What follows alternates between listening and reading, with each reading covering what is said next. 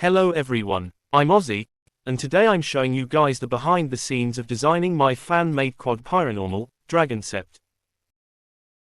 Before we start, if you enjoy my content and want to see more videos like these, consider subscribing on my channel. I'll be very grateful.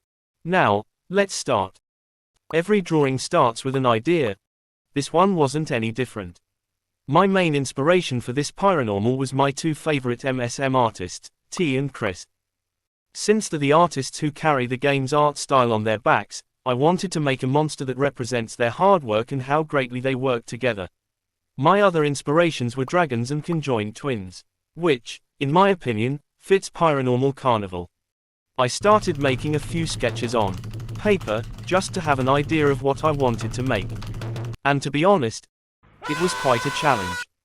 This was the first concepts for DRAGONCEPT. They were much more human-like and sorta weird too. I was trying to replicate the MSM style but failed. Then I decided to go for something more cartoony, using characters like Mega Gengar from Pokemon and the dragons from Dragon Tales as my main inspiration. I made a new sketch that turned out to be a little better than the previous one. But there was still some things I wanted to change. So, I spent a couple of hours making another version, this time correcting the mistakes I made in the second sketch. And this was the result. Yippee!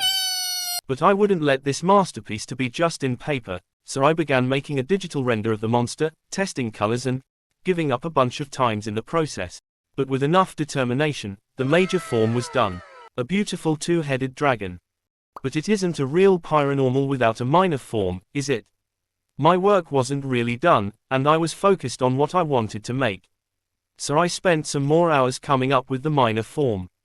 This time, my inspirations were pretty simple, just the both artists combined into one face. This one wasn't as hard to make as the major one, because I already had an idea of how exactly I wanted it to look. In the end, it looked like this. This has to be the best monster I've ever designed, I'm being really honest here. About their sound, I don't know if I'm ever making it because it'd be sorta complicated and I have absolutely no skills for music. But I hope y'all liked my design. I'll probably post more videos like these for future monsters I make for other islands. Thank you very much for watching. And happy monstering!